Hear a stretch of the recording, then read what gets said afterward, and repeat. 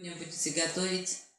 Да вот мына банан қалып отыр, банан ешкім жемейді. Сол бананды пісірген жатырмын, қуырғалы жатырмын. Бананды қуыруға болады сәуде. Что это блюдо? Что это? Таиланд это кто? Таиланд, Вьетнамда көшеде это как уличная еда дейді екен. Вот рисовая мука 50 грамм. Несложно, да? Да, несложно, 50 грамм. А обязательно рисовая мука болу керек екен. Сонда хрустящий дейді, қытырлақ болады. Как в кляре, да? Да, как в кляре. 50 грамм қант, бір қасық разрыхлитель алдым. Жалпы ол жерде 2 грамм деген көбірек деп отырсың, сен? Бола берсін. Жарты ас қасық тұз, кокосовые стружки, қайнаған су құйып, қайнаған суды білесің ба, Сәуле? Кипяток дейді, кипятокты құйып, кішкене не қып қойдым, қара, свежий сияқты. Жібітіп қойдым. Жібітіп қойдым. Иісін қарашы кокостың. Запах. Пахнет. Прямо керемет. Мынау күнжут. Мен кокосқа кипятокты құйдым деп, күнжутқа да құйып жіберіппін. Так что ештеңе алмайды. 50 грамм су. Рисовый ұн, күріштің ұны. Жалпы суды аз жұтады екен. Кәдімгі ұн су көбірек керек болады, а мында су азырақ керек болады. Рисовая мука вообще воду мало впитывает, да, получается? Да. Из-за этого хрустящее, да, получается? Да. Блюдо получается хрустящим из-за этого, да? Енді былай турап. Бірінші турап қояқ па? Бірінші турап алайық, ә? Мен ойлап отырмын ортасынан кеспек. Сен Сәуле турай бер, мен ұнын араластыра берейін.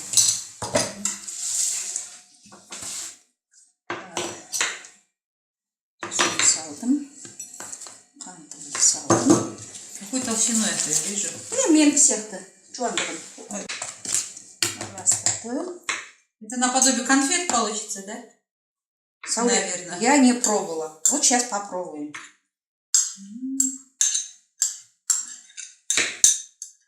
Но это считается как уличная еда. Так что курица, конечно.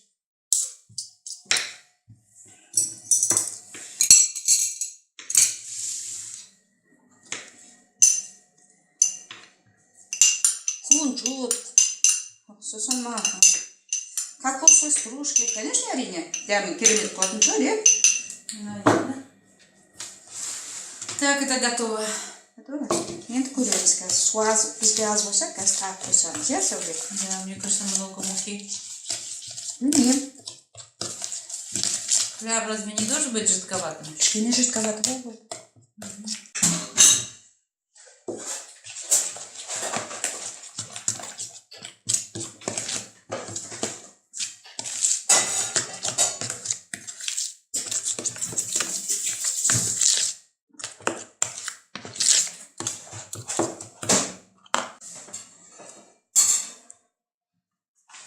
Енді қалай болды? Дұрыс болды ма?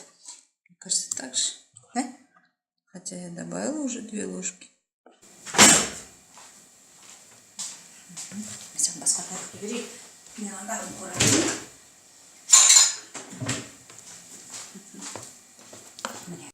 Май құйдым.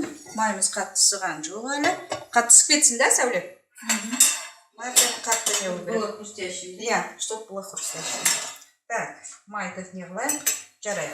Пока мына жақта қалай, Сәуле? Получается? Получается. Да? Все равно у нас банана мало, да? И этот немец көбірек, да? Для пробы достаточно. Для пробы нормально, ладно. Вот Сәуле майдың қатты қызғанын қалай неуға болады? Они вот нелері палкымен, вот это, деревянная палка бар ғой? Сонымен біледі екен. Палочка. Да. Деревянная палочканы салып, май қатты сыды сымады. Біз балышқа пісіргенде кішкентай. На глаз. На глаз. Ну, я попробую. Да? Да. Ну, пусть сильно раскалится. Вроде нормально, Сәуле. Все.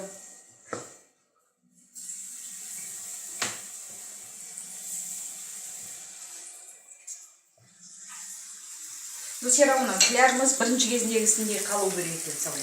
Более густой? Более густой. Добавлю еще, да? Добавь. Ага, он добавится. Потому что мы так прямо. Ну, может, чуть-чуть воды добавить, а? 50 грамм. Все, чуть-чуть, наверное, мы переборщили.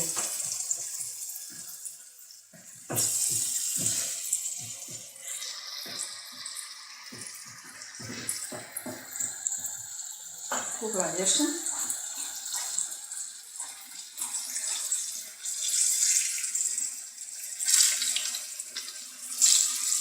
О.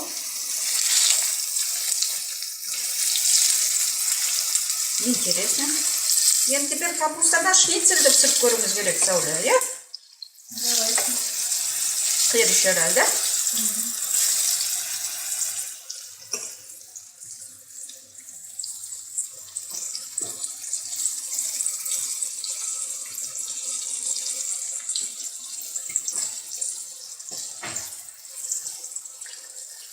Айше, біздің мынандай бананнан жасалынбайды, Сәуле. Уличный не қысқа, кішкентай бананды қалай атайды? Кішкентай бананды ұзын емес, кішкене банан бар ғой. Иә, сондай немен не қылады екен. Онда да жасыл болу керек. Қорған кезде. Поплотнее. Да, ага. Но этот банан слишком Ну это, да, слишком мягкий. Ну это идет қалып бара жатқаннан кейін мы на пробу делаем, сейчас попробуем. Может, действительно.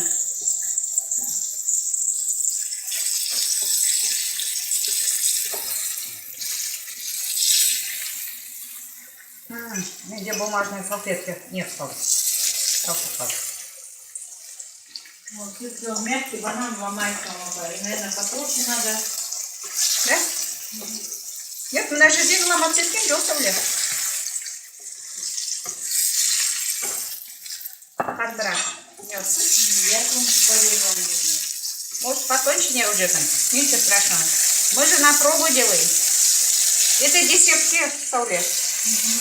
Это как десертный.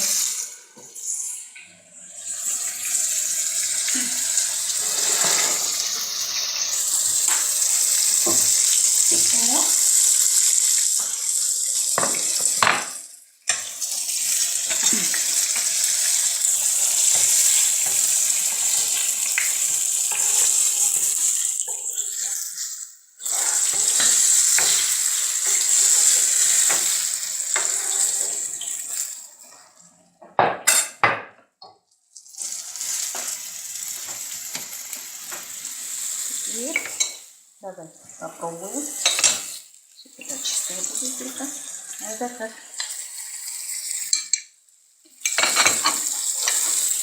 Там же есть разогреватель, Да. поэтому поднимется.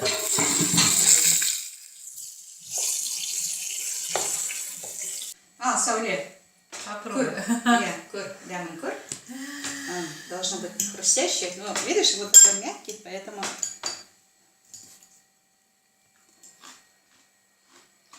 Хрустящее? Хрустит. Да? Хрустит. Ага. Вкусно. Вкусно, да? Сладко, да. Сладкое, да? Ну, такой пикантный вкус у него. Давай я попробую. Хрустит. Ну, детям, наверное, вообще будет интересно, да? Детям интересно, да? Ну, это десерт, действительно. Но яблоко тоже же в кляре можно, да? Да. Яблоко можно. Помните, мы ели в китайском ресторане яблоко в карамели? Тоже хрустящее было, помните? Вкусно. Вот надо попробовать. Сейчас я беру на греховке. Вкусно. Керемет. Очень понравилось. Можно делать, да? Только тебе рисунку надо обязательно.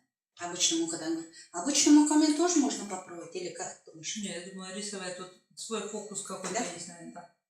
А этот кокосовая стружка. Заметно, да? Вкусно? Да, да. Заметно. Вот. Вкусно очень. Вкусно. Үстіп кесіп, жаңағы күріштің орнынан кляр жасап, балаларыңызға пісіріп берулеріңізге болады. Бізге бірге болыңыздар.